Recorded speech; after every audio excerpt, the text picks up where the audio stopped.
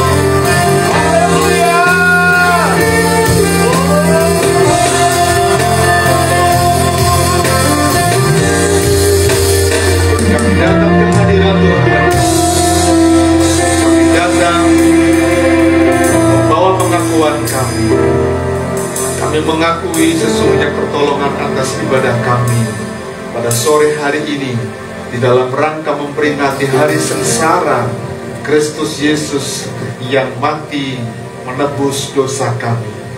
Kiranya turunlah berkat sukacita, berkat damai sejahtera dilimpahkan dalam kehidupan kita semua saat kita datang beribadah dalam ibadah yang diberkati oleh Tuhan. Di dalam berkat nama Tuhan kami berdoa mengucap syukur. Haleluya, amin. Silakan duduk Ibu Bapak yang dikasihi oleh Tuhan. Alkitab menjawab dari kitab Injil Lukas pasal 23 ayat 44 sampai dengan ayat yang ke-49. Demikian firman Tuhan. Ketika itu hari sudah kira-kira jam 12, lalu kegelapan meliputi seluruh daerah itu sampai jam 3. Sebab matahari tidak bersinar dan tabir bait suci terbelah dua. Lalu Yesus berseru dengan suara nyaring, "Ya Bapa, ke dalam tangan-Mu kuserahkan nyawaku." Dan sesudah berkata demikian, ia menyerahkan nyawanya. Ketika kepala pasukan melihat apa yang terjadi, ia memuliakan Allah. Katanya, "Sungguh, orang ini adalah orang benar." Dan sesudah seluruh orang banyak yang datang berkerumun di situ untuk tontonan itu, melihat apa yang terjadi itu, pulanglah mereka sambil memukul-mukul diri. Semua orang yang mengenal Yesus dari dekat, termasuk perempuan-perempuan yang mengikuti dia dari Galilea, berdiri jauh-jauh dan melihat semuanya itu. Amin. Puji nama Tuhan. Selamat beribadah, Tuhan memberkati kita semuanya. Shalom semuanya, selamat sore. Shalom, selamat sore. Bagaimana kabarnya semuanya? Biasa. Mari kita persiapkan hati kita pada sore hari ini, di mana Tuhan telah memberi kita kesempatan. Terima kasih untuk bersyukur karena kebaikannya, karena belas kasih-Nya untuk kita.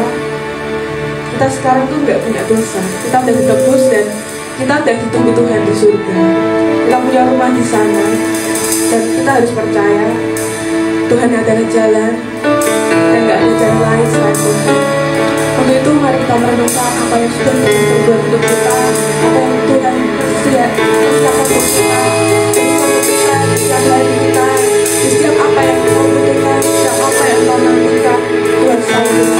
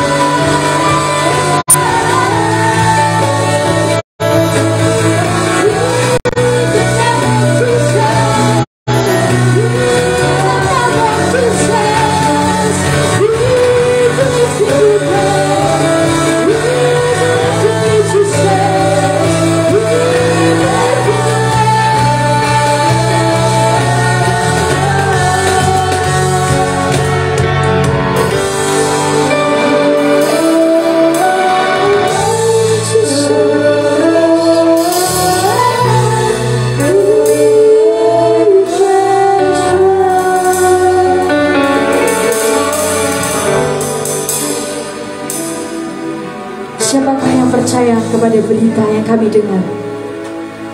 Dan kepada siapakah tangan kekuasaan Tuhan dinyatakan. Sebagai taruh, ia tumbuh di hadapan Tuhan. Dan sebagai tunas dari tanah kering, ia tidak tampan dan separaknya pun tidak ada, sehingga kita memandang dia dan rupa pun tidak, sehingga kita menginginkannya. Ia dihina dan dihindari orang, seorang yang penuh kesengsaraan dan yang biasa menderita kesakitan. Ia sangat dihina sehingga orang menutup mukanya terhadap dia, dan bagi kita pun dia tidak masuk dalam hitungan. Tetapi sesungguhnya penyakit kita lah yang ditanggungnya, dan kesengsaraan kita yang dipikulnya. Padahal kita mengira dia kena tulah, dipukul dan ditindas Allah.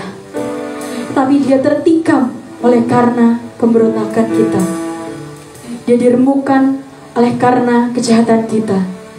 Ganjaran yang mendatangkan keselamatan bagi kita ditimpakan kepadanya, dan oleh bilur-bilurnya kita menjadi sembuh.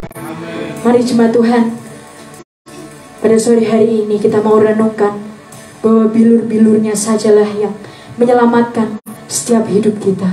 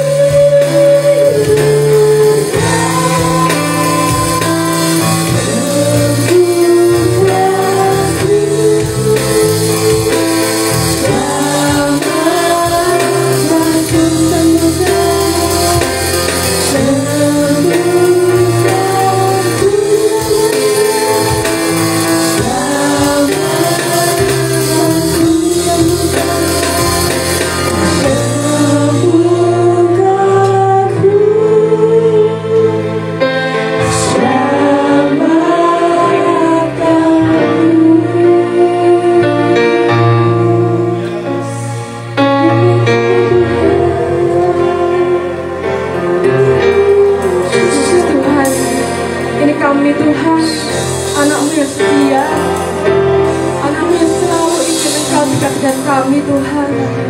Terima kasih Tuhan. Lebih dari terima kasih, kami ucapkan Tuhan. Sekali lagi Tuhan, terima kasih Yesus, terima kasih Bapa untuk darah-Mu bagi kami, untuk menerima-Mu dengan dosa kami Tuhan. Saat ini Bapa, kami ingin sungguh-sungguh Tuhan, ingin Engkau lebih dari Tuhan. Bagi Engkau tiada mustahil Tuhan. Bagi Engkau Tuhan kami berlari, kami berlari menjadi anak Tuhan. Saat ini Tuhan, kami sudah menyerahkan hati kami Tuhan. Mendengar firman-Mu Tuhan, menjadi jalan-Mu Tuhan, menjadi tangan-Mu Tuhan. Ini apa yang Kau minta Tuhan, dan apa yang Kau inginkan Tuhan. Dosa kami banyak Tuhan. Kami gak tahu apa yang harus kami lakukan Engkau Tuhan. Apa yang harus kami balaskan Tuhan. Ketika kami berdiri di sini pun kami merasa kurang Tuhan untuk membalasnya Tuhan. Untuk itu Tuhan, perkenankan kami Tuhan, layakkan kami Tuhan. Gak hanya kami pulang lalu kami membuat dosa lagi Tuhan, enggak Tuhan. Tapi Engkau benar-benar mengubah kami Tuhan di hari ini, di Jumat ini, di Jumat Agung-Mu Tuhan. Hanya Engkau Tuhan yang kami layakkan, Engkau yang Kau ingin kami dengar Tuhan. Semoga Tuhan firman-Mu itu benar-benar membekas di kami Tuhan. Berguna untuk kami Tuhan. Layakkan kami Tuhan. Karena Engkau Tuhan, Engkau segalanya pujian Tuhan. Engkau dari segalanya, dari musik Tuhan, dari segalanya masa yang kami dengar, kami lakukan Tuhan.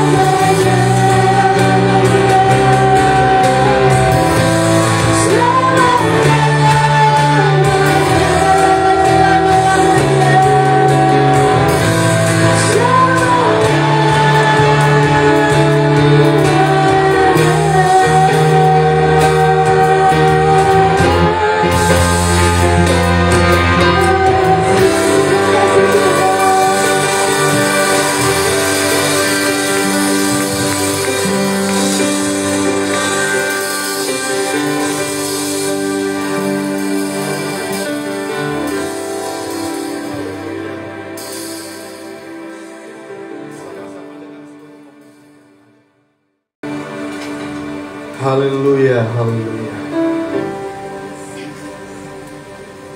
Silakan dulu Bapak Ibu Saudara yang dikasihi oleh Tuhan. Mari kita akan masuk di dalam doa kita. Kami menaikkan ucapan syukur untuk anugerah-Mu yang besar. Engkau rela mati di atas kayu salib. Engkau menebus kehidupan kami. Dan darah-Mu yang tercurah menyucikan segala dosa dan kesalahan kami. Engkau tidak memperhitungkan dosa kami, bahkan Engkau membuang ke tubir laut. Kami bersyukur, kami bangga punya Allah seperti Engkau, Tuhan. Sebagai umat yang Engkau tebus, ini bukan menjadi sebuah kalender gerejawi belaka, Tuhan. Tapi dari umat yang Kau tebus, dari kehidupan kami rindu, Tuhan. Saat kami memperingati hari sengsara, hari kematian, hari penderitaan, Tuhan, yang kami sebut sebagai Jumat Agung, biarlah dari kerinduan hati kami yang terdalam, kami boleh sungguh-sungguh akan memaknai akan karya salib yang Tuhan anugerahkan dalam kehidupan kami. Kami siapkan hati kami, kami siapkan pendengaran kami, pikiran kami buat apa yang Tuhan sampaikan kepada kami sore ini, Tuhan. Lebih dari itu, Tuhan, kami juga akan siapkan hidup kami, keberadaan diri kami untuk kami bersekutu dengan tubuh dan darah Tuhan. Mari Kau bekerja dengan kuasa, Tuhan, mengurapi kami semua. Urapi lidah bibir hamba-Mu, urapi persiapan hamba-Mu, urapi kami semua dengan pengurapan yang baru, sehingga sore ini kami boleh menikmati akan berkat Tuhan dinyatakan kepada kami. Dan tidak ada satu benih pun yang dapat tercuri oleh kuasa kegelapan, oleh karena pengurapan Tuhan ada dan menjadi milik kami. Kami sambut kebenaran firman-Mu dengan penuh ucapan syukur. Kami sambut kebenaran firman-Mu dengan hati yang melimpah dengan ucapan syukur. Di dalam berkat nama Tuhan kami berdoa, mengucap syukur. Yang percaya katakan sama-sama, amin. Puji nama Tuhan. Shalom Ibu Bapak Saudara yang dikasih oleh Tuhan. Minta tolong saya bisa ditampilkan. Shalom semuanya. Puji nama Tuhan, senang sekali bisa berjumpa pada pagi ini dalam ibadah kita.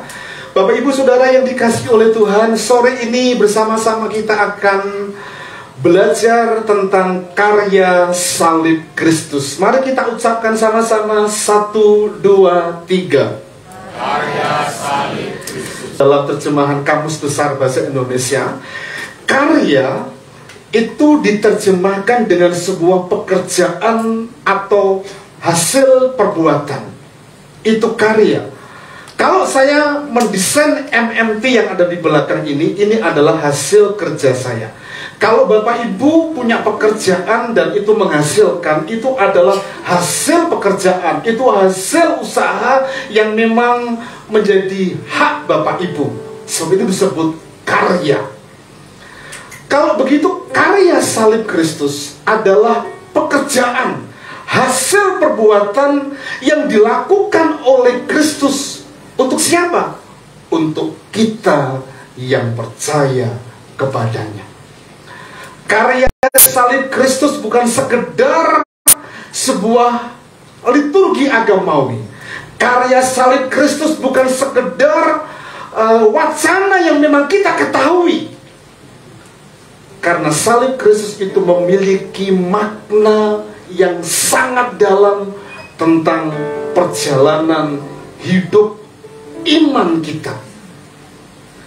Seorang bapak gereja, seorang bapak gereja yang bernama John Calvin, dia mengatakan dalam sebuah tulisannya yang berjudul The Glorious Gibbet, atau kemuliaan tiang gantungan.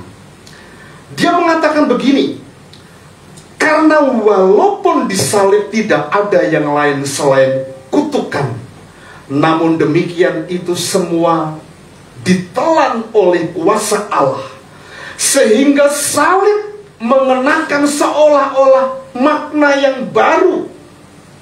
Karena tidak ada pengadilan yang begitu terhormat, atau singgasana raja yang begitu terkemuka, dan tidak ada kereta raja yang begitu mulia seperti tiang gantungan di mana Kristus menaklukkan maut dan iblis, sang pangeran kematian. Bapak Ibu, kalau bicara tentang salib Kristus, salib zaman dulu, zaman ketika Yesus disalibkan, ketika ada berita tentang orang mau disalibkan, mereka sudah sangat ketakutan. Karena bagi mereka yang hidup pada waktu itu, salib dan Golgota, salib dan Bukit Tengkorak, itu adalah sebuah siksaan yang sangat menakutkan. Sarang siksaan dan pengorbanan yang syarat dengan penderitaan di sana. Kalau kita mendengar salib hari ini, mungkin paradigma dan perspektifnya akan berbeda saat ada orang-orang yang hidup di zaman Kristus dengan zaman sekarang. Karena di zaman Kristus mereka belum melihat sebuah legitimasi bahwa di salib itu kita diselamatkan. Di salib itu ada seorang raja yang memberikan tubuhnya, dirinya disiksa demi keselamatan manusia. Tapi hari ini kita bersyukur karena salib Kristus itu mengandung sebuah makna yang amat dalam. Karena itu bagi kita salib bukan sesuatu yang mengerikan, tapi salib itu adalah anugerah. Kalau bicara tentang salib itu mengerikan bagi kita sekarang ini, tidak mungkin ada di antara kita yang punya aksesoris salib. Kita pakai kalung ada salibnya, kita pakai anting-anting ada salibnya. Karena itu hal biasa bagi kita. Tapi zaman itu, ketika Yesus disalibkan, orang itu bisa melihat sebuah kengerian yang amat sangat. Dalam bacaan di awal tadi, Alkitab menjawab yang saya sampaikan kepada Bapak Ibu. Semua orang tercengang-cengang, semua orang bingung oleh karena melihat kondisi yang terjadi di mana Yesus disalibkan di Golgota itu. Bahkan tidak ada satu orang pun yang berani mendekat, padahal Yesus itu punya pengikut yang banyak. Karena bagi mereka, di situ di Golgota itu adalah sarang siksaan dan pengorbanan yang dipahat dengan kasar, sekaligus sebagai kutukan dan kengerian serta alat yang memang sebetulnya sekarang ini kita pahami sebagai penebus dosa manusia. Karena itu Bapak Ibu Saudara yang dikasih oleh Tuhan, dalam kehidupan kita yang sudah lahir baru mengenal Kristus, mari kita memahami karya salib Kristus tidak sekedar sebuah liturgi agamawi biasa, sebuah kebiasaan yang memang kita lakukan tiap tahun. Tapi saya rindu seluruh kita memahami akan makna yang terdalam dari apa yang Tuhan maksudkan dan rencanakan dalam kehidupan kita tentang karya salib Kristus dalam kehidupan kita sebagai orang percaya. Karena itu mari kita pahami dalam konteks pemahaman Paulus tentang salib Kristus ini. Roma pasal 5 ayat 6 sampai dengan ayat yang ke-16. Demikian firman Tuhan. Karena waktu kita masih lemah, Kristus telah mati untuk kita, orang-orang durhaka, pada waktu yang ditentukan Allah. Sebab tidak mudah seorang mau mati untuk orang benar, tetapi mungkin untuk orang yang baik ada orang yang berani mati. Ayat 7 ini mungkin menyulitkan kita. Apa tuh maksudnya? Mari coba kita bandingkan dari terjemahan yang lain. Dalam terjemahan firman Allah yang hidup ayat 7 itu ngomong begini: seandainya kita baik sekalipun, kita tidak dapat mengharapkan seseorang mati untuk kita, apalagi berdosa. Walaupun tentunya kemungkinan itu selalu ada. Ayat 8. Akan tetapi Allah menunjukkan kasih-Nya kepada siapa? Kepada kita, kepada semua orang yang percaya. Oleh karena Kristus telah mati untuk kita ketika kita masih berdosa. Lebih-lebih karena kita sekarang dibenarkan oleh darah-Nya, kita pasti akan diselamatkan dari murka Allah. Ayat berikutnya, ayat 10 dan ayat yang ke-11. Sebab jikalau kita ketika masih seteru diperdamaikan dengan Allah oleh kematian anaknya, lebih-lebih kita yang sekarang telah diperdamaikan, pasti kita akan diselamatkan oleh hidupnya. Dan bukan hanya itu saja, kita malah bermegah dalam Allah oleh Yesus Kristus Tuhan kita, sebab oleh Dia kita telah menerima pendamaian. Diberkatilah setiap kita yang selalu membaca dan merenungkan firman Tuhan dalam kehidupan kita. Pertanyaannya buat kita, apa arti atau bagaimana memaknai karya salib Kristus dalam kehidupan kita? Kalau salib Kristus itu kita anggap sebagai sebuah hal yang biasa, maka hidup kita yang percaya, yang telah ditebus oleh Kristus, kita akan menyia-nyiakan kehidupan kita. Walaupun dalam hidup kita juga dijanjikan oleh Tuhan, barang siapa percaya kepadanya akan memperoleh kehidupan yang kekal, tidak binasa.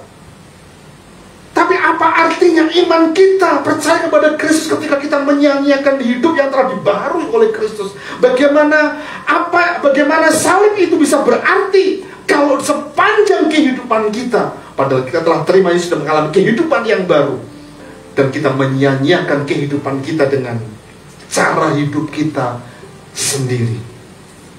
Karena itu yang pertama yang perlu kita pahami dalam konteks pemahaman di perjanjian baru, ya, konteksnya Paulus ini adalah konteks Paulus di mana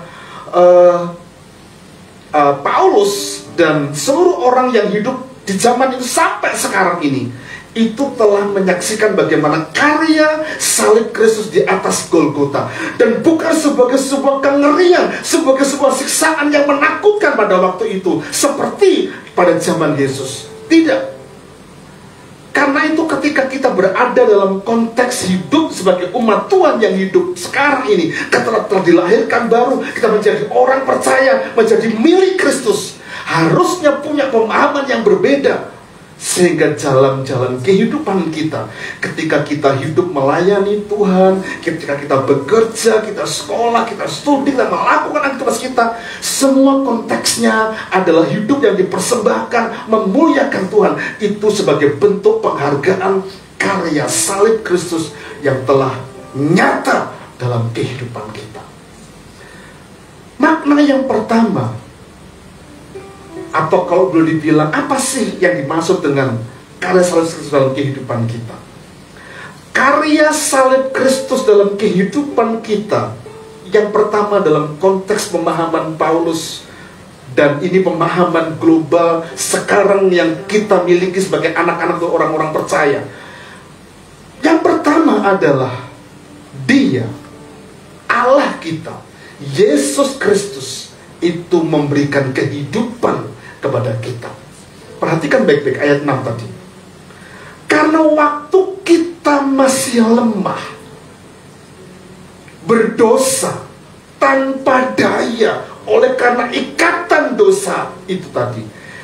Kristus itu telah mati untuk kita. Ketika apa? Ketika seseorang itu percaya kepadanya.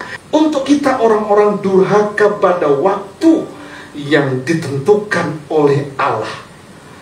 Kalau bicara tentang orang durhaka, maka masa depan mereka sudah jelas api neraka.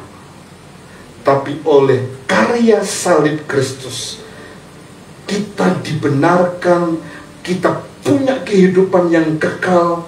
Dan Yesus rela menderita di atas kayu salib.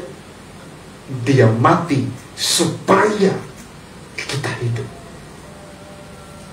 Karena itu Yohanes pasal 11 ayat 25, barang siapa percaya kepadaku, ia akan bangkit, ia akan hidup, dan dia akan bangkit walaupun ia sudah mati. Artinya apa?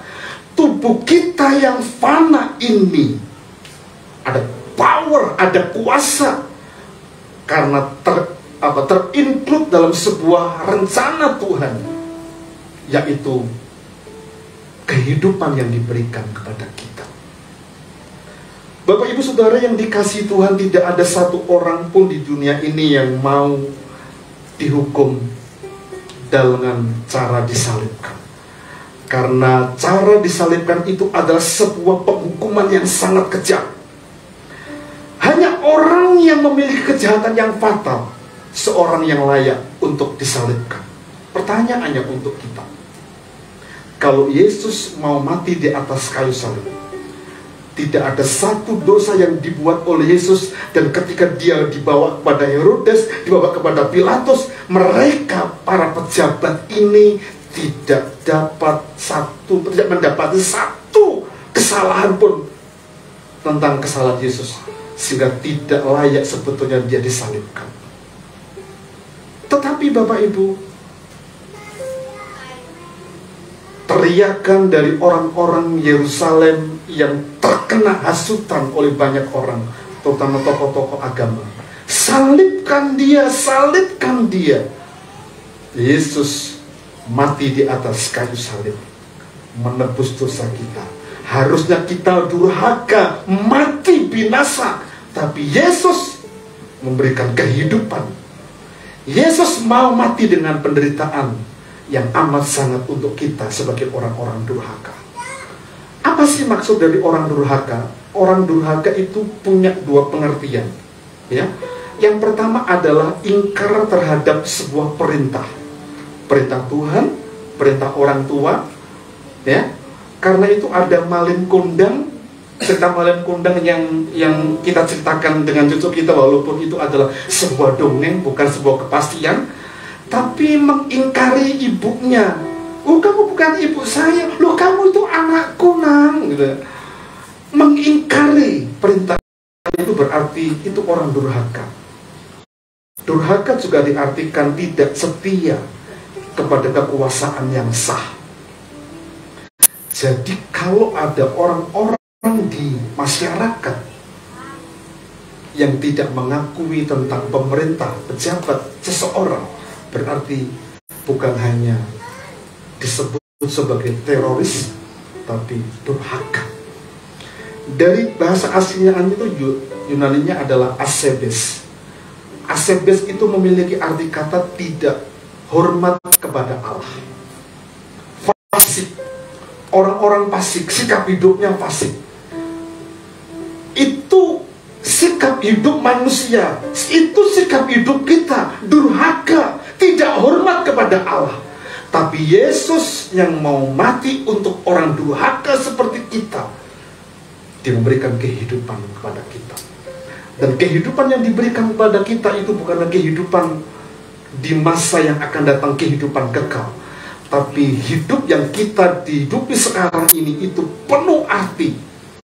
Karena itu ketika kita hidup dalam kehidupan ini yang penuh dengan arti, kita nggak boleh patah semangat, kita nggak boleh khawatir, kita nggak boleh gelisah, kita nggak perlu banyak memikirkan hal-hal yang tidak patut kita pikirkan.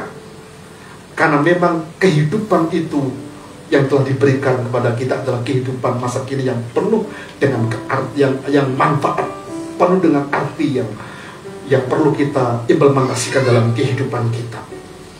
Bapak Ibu Saudara yang dikasihi oleh Tuhan, pendapat Paulus tentang kehidupan masa kini yang akan datang, dia mengatakan dalam Filipi pasal 1 ayat 21 sampai 22 bagian A, karena bagiku hidup adalah Kristus dan mati adalah keuntungan. Tetapi perhatikan, jika aku hidup di dunia ini penuh dengan arti, bagiku bekerja memberi buah. Karena apa?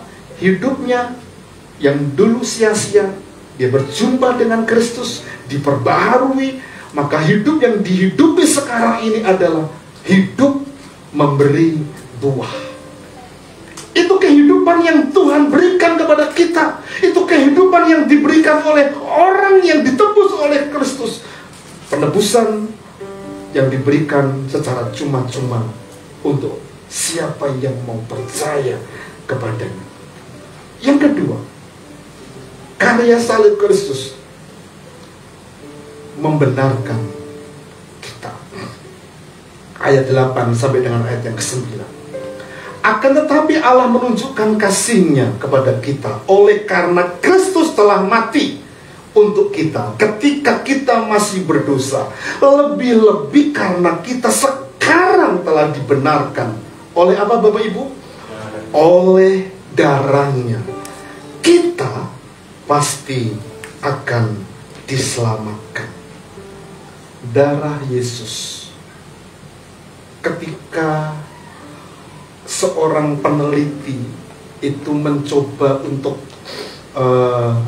menghitung kira-kira berapa ya darah Yesus itu yang keluar ketika dia dicambuk, ketika dia dimahkotai duri, tangannya yang terpaku dan kakinya juga dipaku. Darahnya yang mengucur lebih dari 3 liter. Dan darah itu punya kuasa yang amat sangat. Dulu kita orang berdosa punya paradigma yang dibenarkan oleh Kristus karena kita menjadi milik Kristus dan disucikan oleh darahnya yang kudus. Yesus mencurahkan darahnya untuk menyucikan segala dosa dan akibat dosa. Akibat dosa apa? Neraka. Akibat dosa maut. Karena itu Bapak Ibu Saudara yang dikasih oleh Tuhan, ketika kita dibenarkan oleh Kristus, jika Kristus atau jika karya salib Kristus itu membenarkan kita, maka cara terbaik adalah, perhatikan, hidup dalam kebenaran. Tidak ada cara yang lain untuk menghargai karya salib Kristus yang telah membenarkan kita kecuali kita hidup dalam kebenaran. Ada 3 pengertian hidup dalam kebenaran itu. Yang pertama, mari kita belajar untuk memahami penderitaan Kristus dengan apa? Penyangkalan diri. Untuk hidup benar itu angel apa mudah? Mudah apa mudah? Tidak mudah. Lebih mudah untuk kita itu hidup sembrono di luar kebenaran. Tapi ingat, kematian Kristus itu menebus dosa kita. Dan kita dikuduskan, kita disucikan, kita dibenarkan. Karena itu ketika kita hidup ada tawaran-tawaran yang seringkali menggoda kita dan mengenakkan daging kita. Mari kita belajar untuk sangkal diri. Memang untuk menikmati kehidupan kita karena Tuhan percayakan kekayaan kepada kita, sah-sah saja. Tapi kadangkala kita juga diperhadapkan kepada situasi, kadangkala kita perlu untuk menyangkal diri. Teman-teman kita ketika diumumkan bulan suci Ramadan, wah, mereka itu berlomba-lomba untuk melakukannya. Ya, mereka berlomba-lomba untuk melakukannya. Dan kita tahu bahwa di negara ini, di daerah-daerah tertentu, ya, itu 1 bulan biasanya tidak ada orang yang jualan kecuali menjelang sore. Sore jam 3, jam 4 menuju malam. karena mereka akan pesta euforia dengan makanan yang enak. Ketika Tatan itu masih dalam kandungan mamahnya, Pak itu masih puasa begitu, dan untuk mencari makanan itu tidak mudah. Waktu itu sudah masuk fase masa ngidam. Rumah saya tinggal di daerah Sabta Marga di Kerapiak. Untuk mencari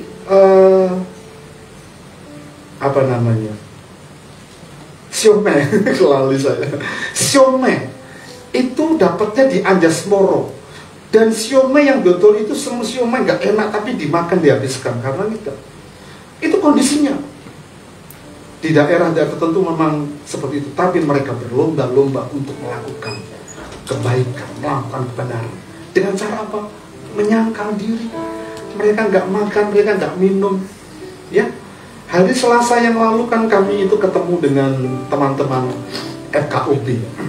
Ya, teman-teman FKUB ada teman-teman yang Muslim, teman-teman Katolik, teman-teman Buddha dan Hindu, tapi yang lebih banyak adalah teman-teman Muslim.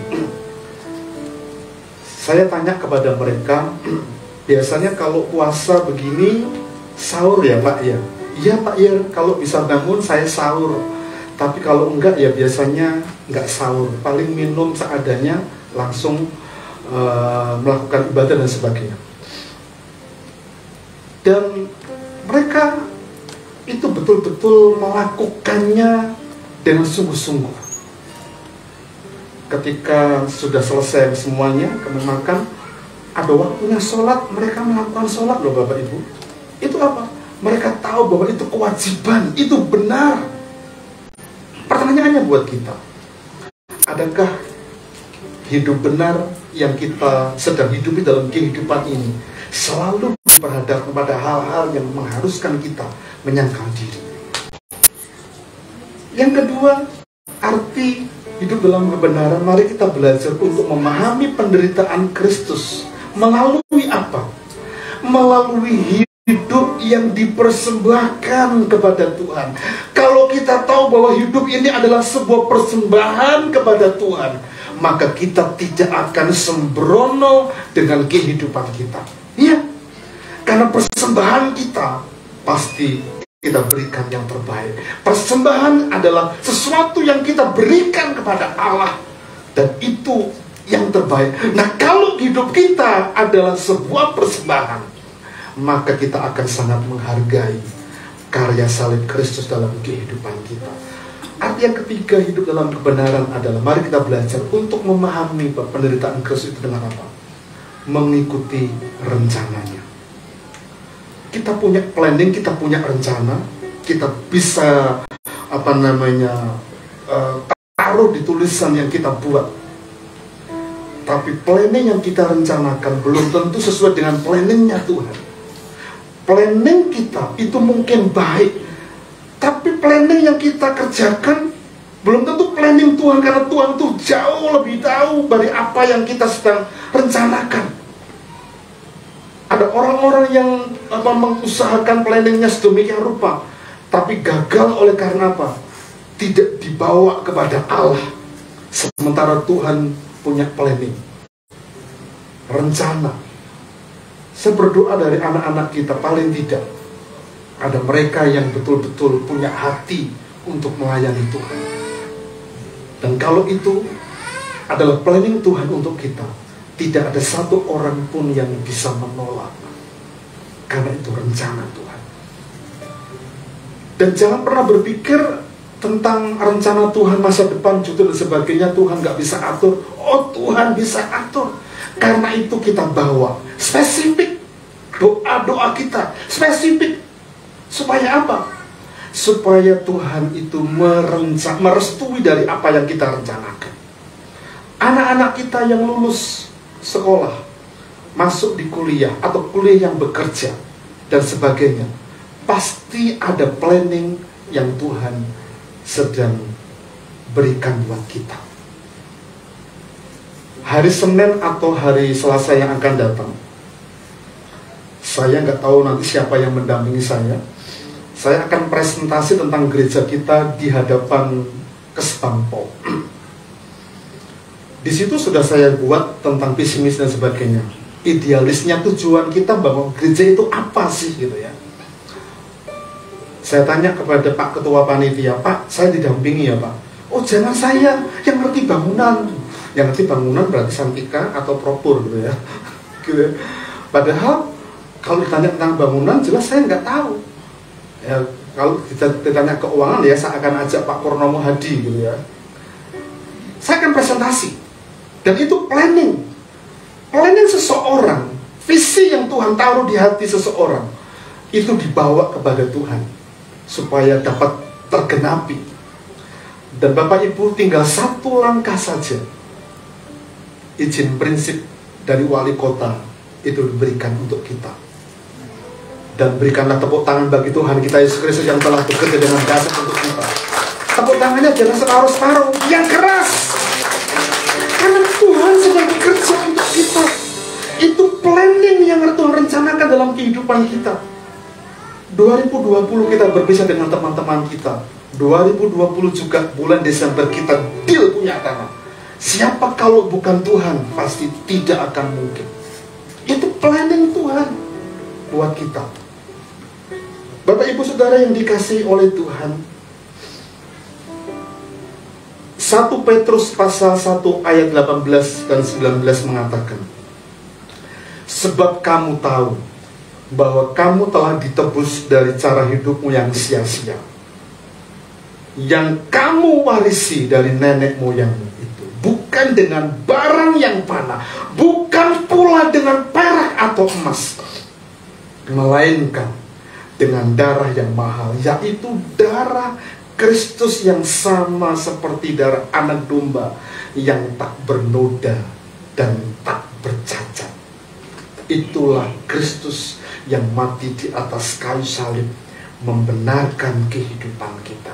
Yang ketiga dan yang terakhir, karya salib Kristus itu mendamaikan. Ayat 10. Sebab jika kita ketika masih seteru diperdamaikan dengan Allah oleh kematian anaknya, lebih-lebih kita yang sekarang telah diperdamaikan pasti akan diselamatkan oleh hidupnya. Diperdamaikan. Yesus menjadi pendamai antara manusia yang berdosa dengan Allah. Dia mati menjadi pengantara, dia mendamaikan. Pernahkah kita mendengar justice kolaborator? Pernah ya? Pada istilah sidang yang baru selesai, justice kolaborator itu dipakai oleh hakim atau bahkan para pengacara untuk membuktikan bahwa ini loh kejadiannya. Ini loh kejadiannya. Nah, ketika itu terjadi, maka si terdakwa dan korban itu menjadi baik hubungannya. Allah itu korban, dan kita ini adalah orang yang terdakwa yang harusnya layak dihukum. Tapi Yesus memberikan justice kolaborator. Barang siapa percaya kepadaku, dia tidak akan binasa. Karena penebusan yang Yesus lakukan itu bukan dengan darah, bukan dengan barang yang fana, tapi dia berikan hidupnya, dia berikan darahnya, dia berikan sesuatu yang berharga untuk manusia. Kolose pasal 1 ayat 20 mengatakan, dan oleh dialah Ia, Tuhan, memperdamaikan. Kristus memperdamaikan segala sesuatu yang dengan dirinya, baik yang ada di bumi maupun yang ada di sorga. Sesudah itu, sesudah Ia mengadakan pendamaian oleh darahnya. Jika karya salib Kristus itu mendamaikan kita dengan Allah, maka cara terbaik untuk kita lakukan dalam kehidupan kita adalah berdamai dengan semua orang. Berdamai dengan semua orang yang tentunya diawali berdamai dengan diri kita yang kadangkala ada sebuah keresahan, layak enggak Tuhan, layak enggak ya. piye, bagaimana aku ini orang berdosa dan sebagainya. Tapi kematian Yesus karya salib Kristus itu memberikan sebuah kepastian bahwa dulu kita memang seteru, dulu kita adalah dibenci oleh Allah, tapi kita diperdamaikan. Dan implementasinya dalam kehidupan kita adalah berdamai dengan semua orang. Mother Teresa pernah ngomong begini, buah keheningan adalah doa. Jadi siapa yang suka berdoa, dia akan mengalami keheningan dalam hidupnya. Dan buah doa adalah iman. Buah iman itu adalah cinta, kasih. Dan buah kasih, buah cinta itu adalah pelayanan. Memberi waktu, memberi tenaga, pemikiran kita, talenta kita. Itu pelayanan. Dan buah pelayanan yang kita kerjakan itu adalah damai. Saya akan akhiri dengan sebuah ayat yang saya akan bacakan untuk kita. Matius 27 ayat 17 mengatakan begini. Karena mereka sudah berkumpul di sana, Pilatus berkata kepada mereka, siapa yang kamu kehendaki kubebaskan bagimu? Yesus Barabas atau Yesus yang disebut Kristus? Bapak Ibu tahu, Barabas itu sebetulnya kita yang disalibkan, tapi bertukar tempat. Barabas pemberontak, Barabas durhaka, Barabas pendosa tidak disalibkan. Yesus yang benar itu disalibkan. Barabas adalah gambaran diri kita. Ada pertukaran. Kita layak disalibkan karena kita pendosa, kita layak binasa. Tapi Barabas itu tidak disalibkan, dia nggak mati disalibkan, dia nggak binasa. Tapi Yesus disalibkan. Ada pertukaran tempat. Mari Nadagi, saya akan perlihatkan video. Kita kemudian nyanyi satu lagu untuk kita. Ada video lain?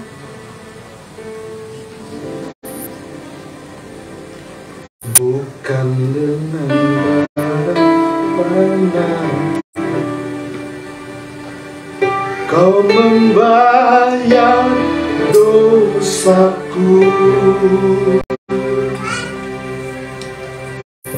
dengan darah yang mahal, tiada noda dan celah. Bukan dengan emas perak kau membayar dosaku,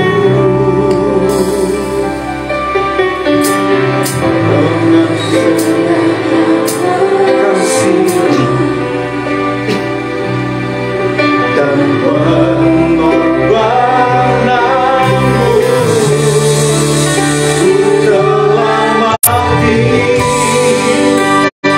dan tinggalkan cara hidupku yang lama.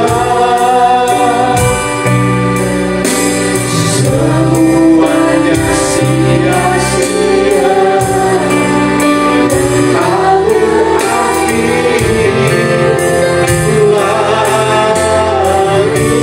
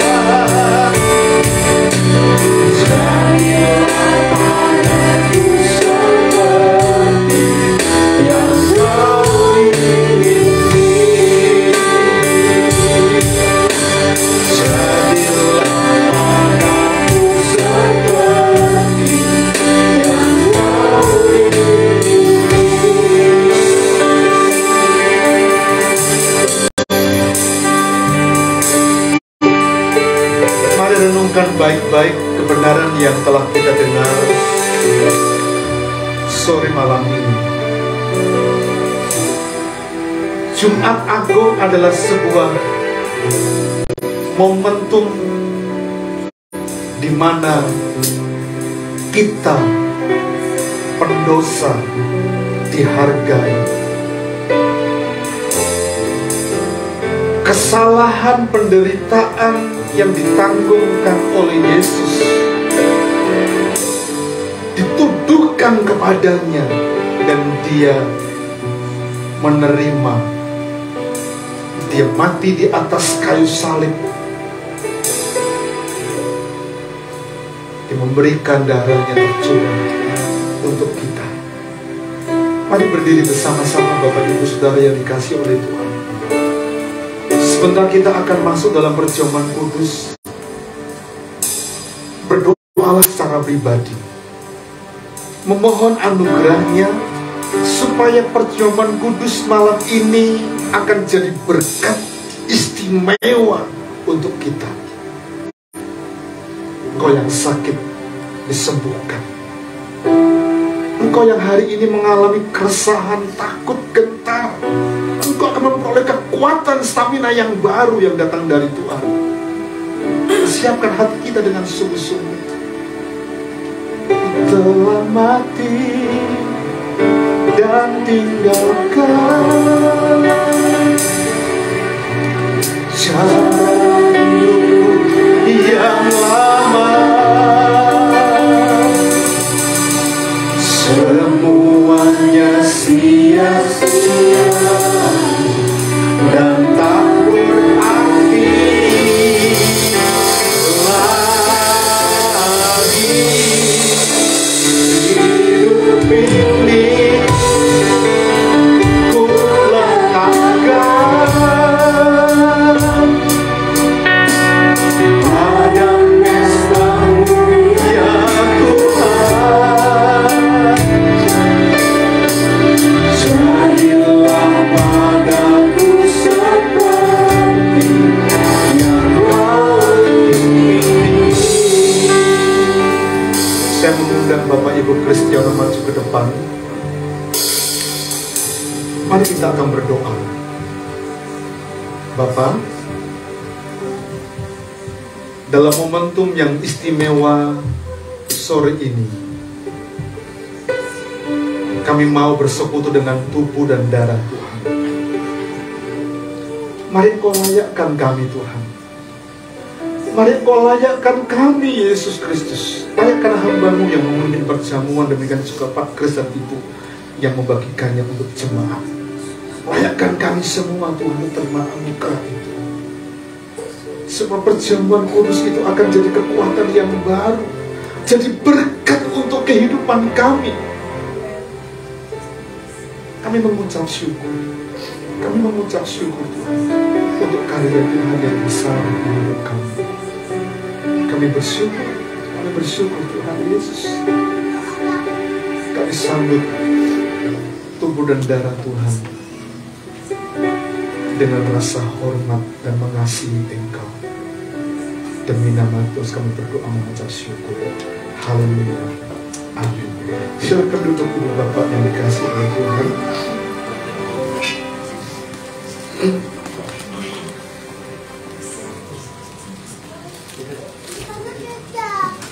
Bapak Ibu Saudara yang dikasihi oleh Tuhan, apa yang telah aku terima dari Tuhan, aku teruskan kepadamu, yaitu pada malam waktu Dia diserahkan.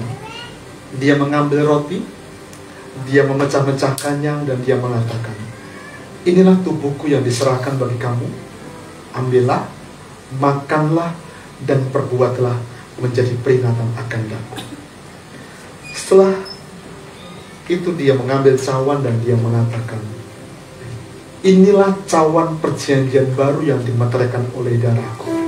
Ambillah, minumlah, dan perbuatlah menjadi peringatan akan aku.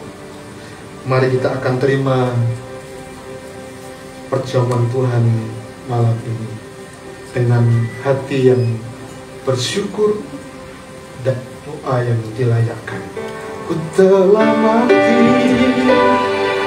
dan tinggalkan cara yang lama.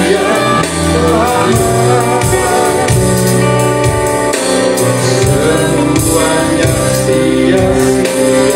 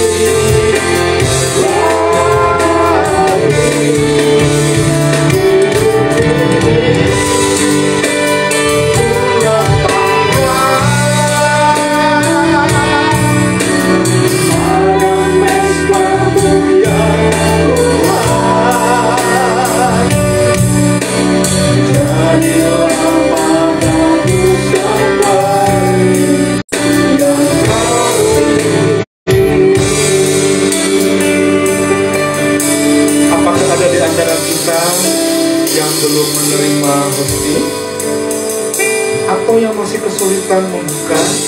Saya masih menunggu. Pemusik bisa siapkan lebih dahulu. Mari kita akan mengambil waktu saat teduh kita berhubungan dengan Bapa kita di surga.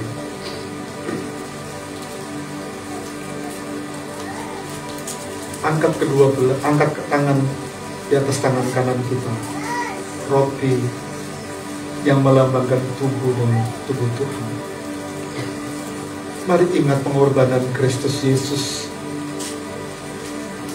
Harusnya Barabas yang disalibkan, tapi digantikan oleh Yesus, bertukar tempat. Harusnya kita binasa, harusnya kita masuk neraka, menerima kebinasaan itu. Tapi Yesus mati di atas kayu salib, menebus dosa kita. Bapak Ibu, dengarkanlah firman Tuhan. Dan ketika mereka sedang makan, Yesus mengambil roti, mengucap syukur, memecah-mecahkannya, lalu memberikannya kepada mereka. Inilah tubuhku yang diserahkan bagi kamu. Ambillah, makanlah, dan perbuatlah menjadi peringatan akan aku. Mari kita makan bersama-sama di dalam nama Tuhan Yesus Kristus.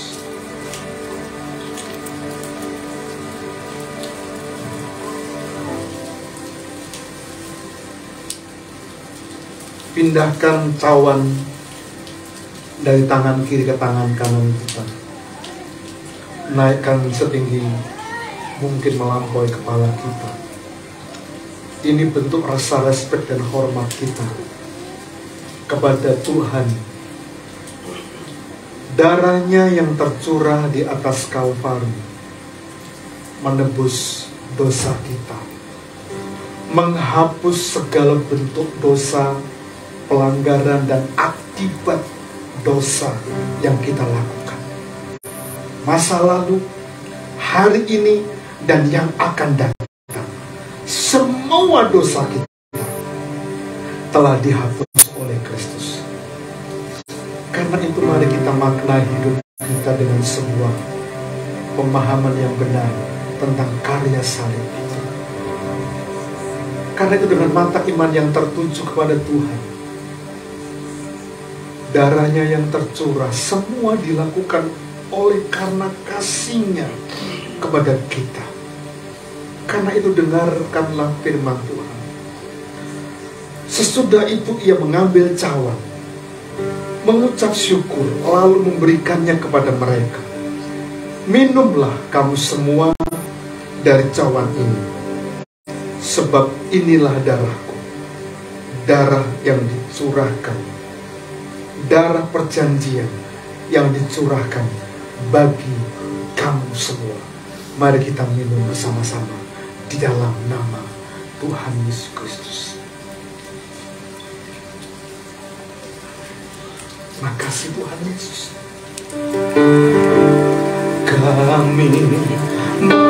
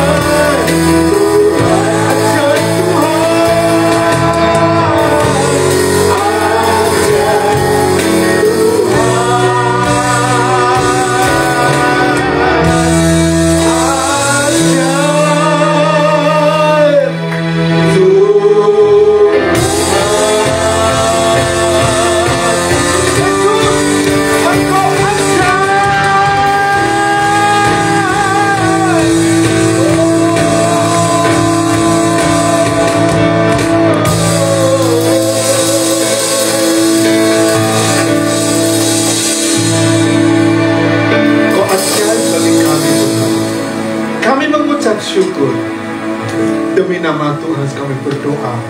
Haleluya, amin. Kita berdiri bersama-sama yuk, kita akan akhiri ibadah kita. Bapa di surga, hati kami melimpah dengan ucapan syukur untuk berkat Tuhan di ibadah kami malam ini Tuhan.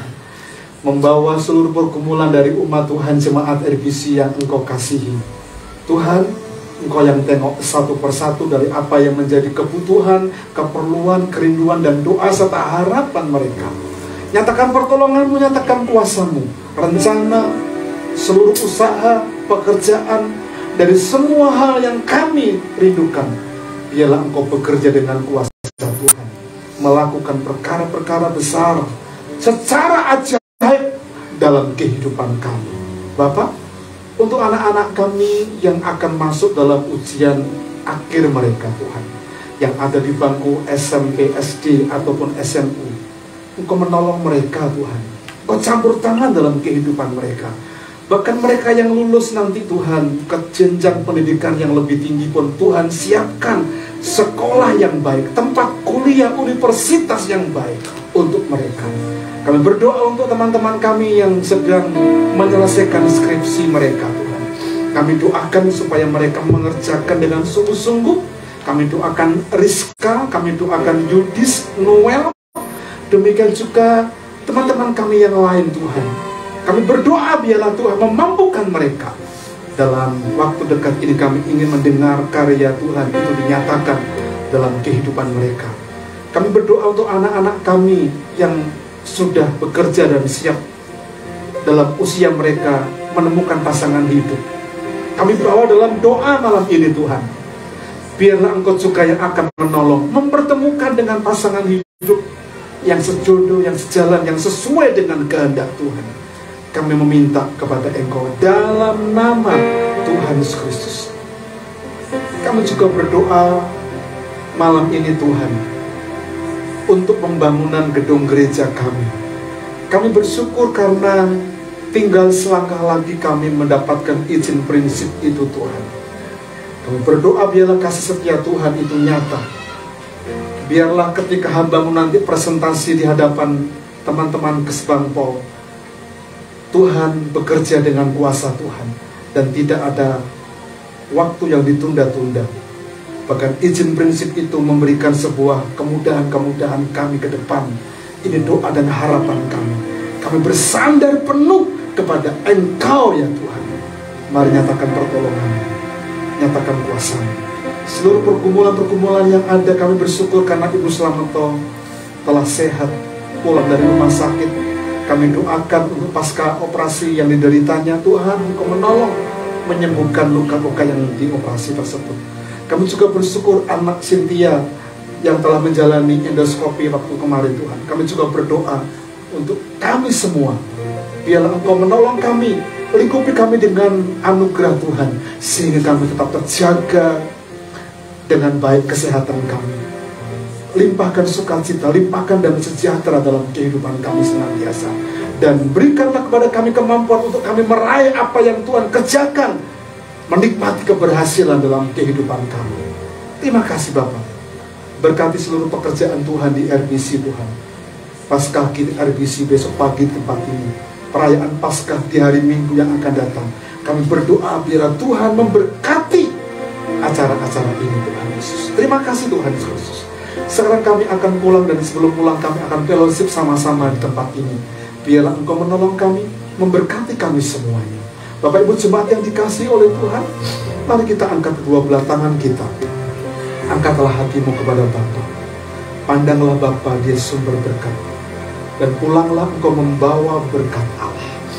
Berkat yang datang dari Bapa, dari Tuhan Yesus Kristus dan persekutuan dalam Allah Roh Kudus, yang senantiasa mencurahkan berkat sukacita kepada kita.